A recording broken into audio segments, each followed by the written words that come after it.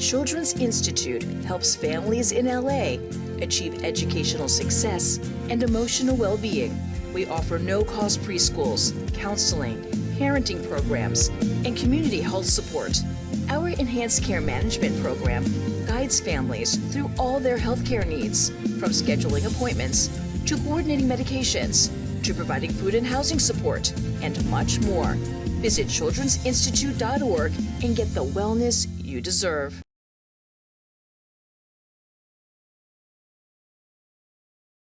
I'm Martine Singer, President and CEO of Children's Institute, and I am delighted to welcome you to our campus. Most importantly, everyone at CII is here for you, your family, and your children. We want to help you reach your goals and create a safe and healthy future. We can overcome our challenges with the right help and support. We all have a history that affects how we experience life. My own mother survived a Nazi concentration camp at 17. She lost her parents, her brother, aunts, uncles, cousins, her grandmother, and yet she made it to this country and went on to have children and grandchildren of her own.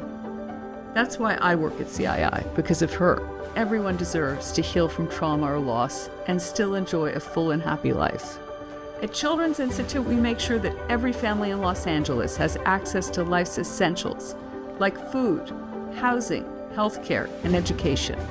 When your needs are met, hope and opportunity can flourish. Whether it's a young child attending a CII Head Start, a teen in foster care getting into college or landing an internship, or a family moving out of their car and into safe, stable housing, there's so many stories of CII helping families thrive with the right supports and access to resources.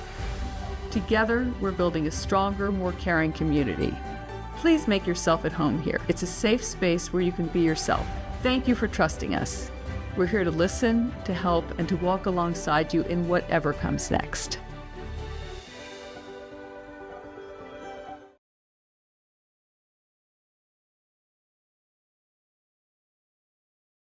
How many people have meditated before? Who meditates? Anyone meditate in the morning? So your grounding exercise is going to use the 5 senses.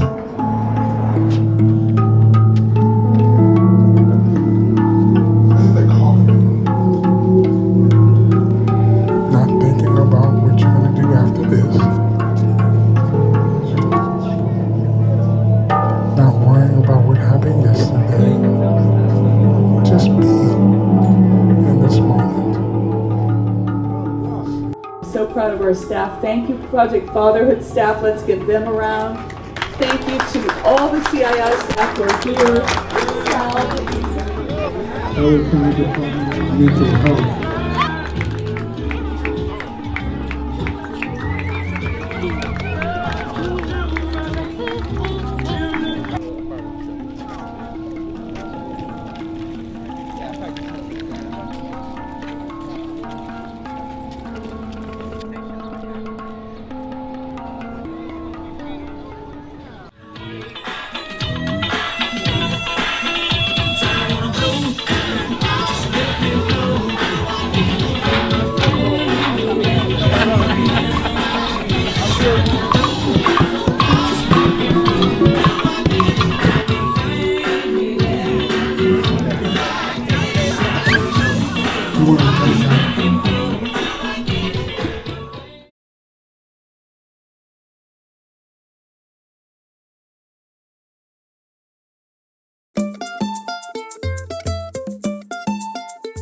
My name is Gabby Guerrero. I am a behavioral health and wellness specialist for early childhood education. We are in charge of providing mental health support for families and children in the classroom. So if a child has some difficult behaviors, we're there to provide additional support, modeling, and self-regulation strategies to help them be successful in the classroom. I come from an immigrant background, and so seeing the clients that we work with is very personal to me because it reminds me of the kind of environment I grew up in. So I grew up in Boyle Heights. This video covers Cesar Chavez, formerly known as Brooklyn Avenue. And this is where I pick up the masa for the tamales. And I did highlight gyms. That's also a very well-known family restaurant that has been there for many decades. Holland, that park is important because it has a very long history of, just family members having their parties there, just going for walks.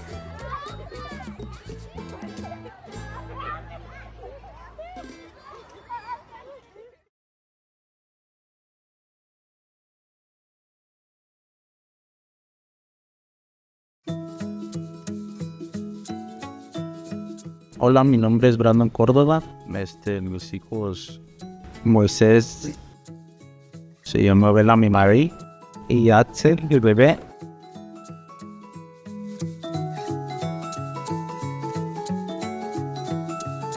Me gusta compartir con mi familia yendo al parque, escribiendo, cantando, más que nada con ella que le gusta cantar, y el otro también que le sigue el camino a su hermanita mayor.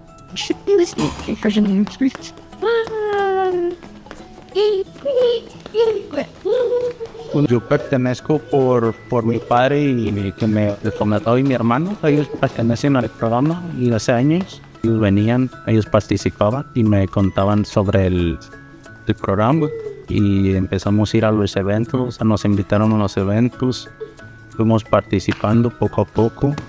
Nos fue gustando, y la verdad, muy atentos, pero la verdad, estoy aprendiendo también bastante, porque escucho de temas sobre los padres que han pasado.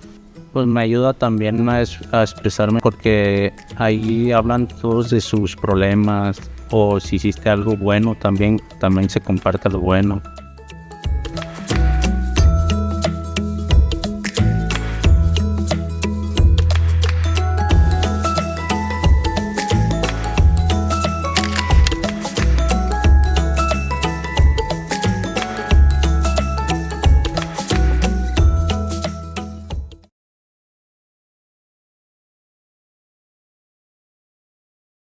When I started it, I was actually in a really bad place, and I was really depressed, and I didn't know what I wanted to do. I was having so many challenges in my personal life, I almost even went on disability.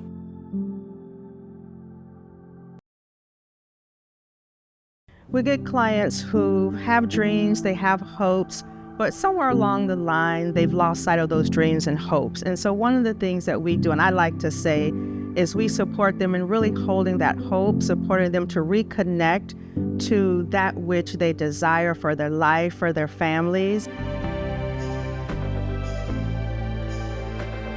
She made me feel very safe, and I was able to open up with a lot of very heavy personal things that were really holding me back. I had a lot of adverse childhood experiences, and one of them was like with my mother, and I felt like she never ever listened to me. And when I felt that a supervisor, for instance, didn't hear me, and I would get really frustrated with something, I would end up actually quitting a job that was like really good.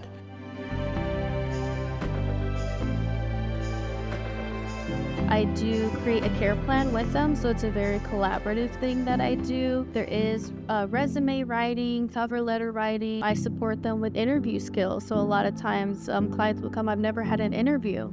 So sometimes I even do like mock interviews. We'll role play, and I'll teach them skills, give them feedback in real time.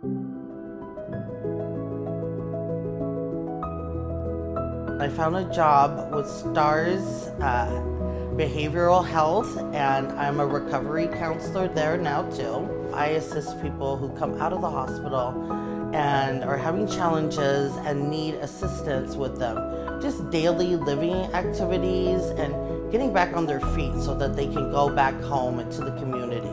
It feels wonderful, especially since I was working with Urshel, and she really she kind of modeled what it is to be a good counselor. And so she was really encouraging, and I really feel like I've learned so much from her, just not for myself personally, but on a professional level too, where I feel like I can create a space for somebody else like she did for me.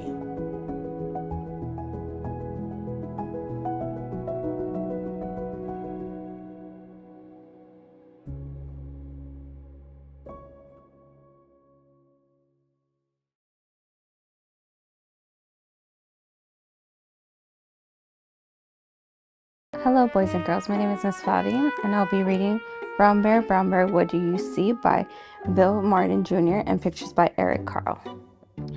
Brown bear, what do you see? I see a red bird looking at me. Red bird, what do you see?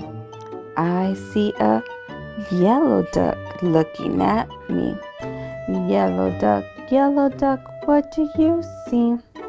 I see a blue horse looking at me. Blue horse, what do you see? I see a green frog looking at me. Green frog, what do you see? I see a purple cat looking at me. Purple cat, what do you see? I see a white dog looking at me. White dog, what do you see? I see a black sheep looking at me. Black sheep, what do you see?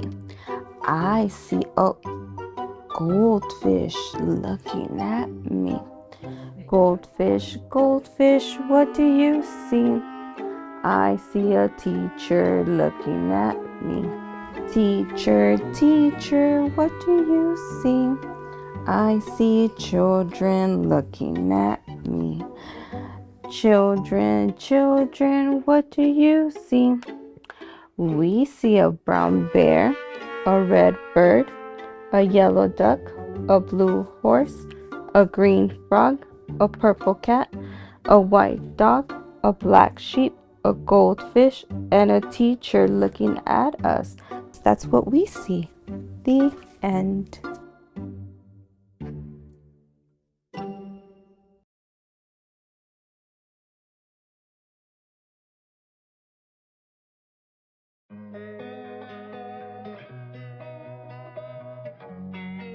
When I look back at my life, I almost get emotional because living in a group home was probably some of the hardest years of my life. I was removed from my family in 2007. There was some domestic violence and neglect in our household, and my father eventually did go to prison when I was 10, so I haven't seen my dad since 2010. And my mom gave up custody when I was 14, so I became a ward of the state at 14. I'll never forget literally leaving the group home and then moving into the dorms the next day. That was probably one of the best days of my life. I participated in ITSP my senior year, I think, of high school from 2016 to 2017. And Miss Evelyn Medina was my caseworker, and she was awesome. And I remember we did so many things. I think actually she helped me. She was the one who helped me get my first job ever when I was 16 at a grocery store. I'm a graduate student here at Stanford in the GSE, the Graduate School of Education.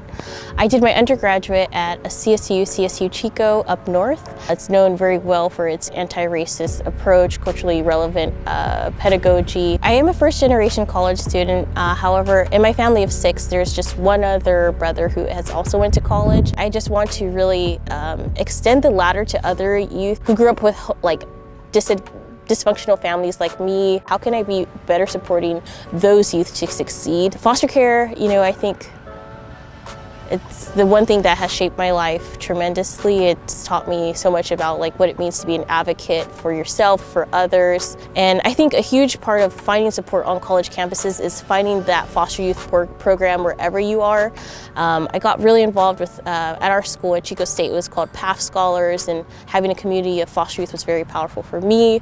I think a big motivator for me was that I remember people always felt that I couldn't succeed because I was a foster youth, or people always felt that Black women shouldn't succeed. I remember one of my colleagues always said oh, why do you want to go to college? Black females don't really go to college, or foster youth don't even graduate, or if they do, they end up in prison or homeless. I think I felt very passionate about defying statistics that came up against foster youth. One thing that's definitely kept me going is I always remember that life is going to get difficult before it ever gets easy. This is going to be the hard part. Like Miley Cyrus once said, it's always going to be uphill battle, but once you make it up the hill, you earn the view, you get to see that beautiful view, and it's going to be so, so worth it, no matter what anyone says.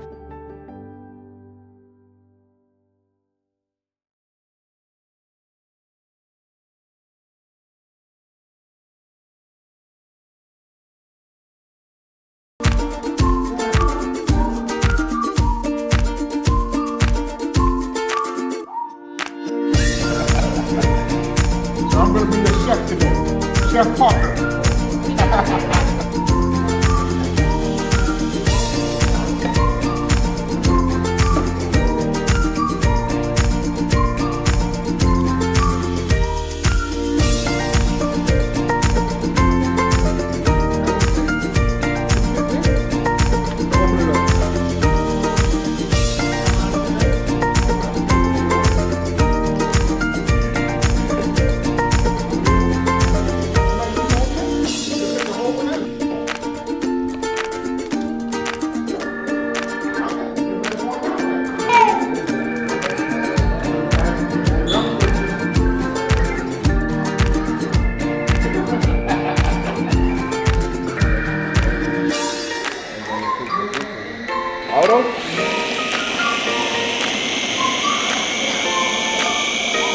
Yeah.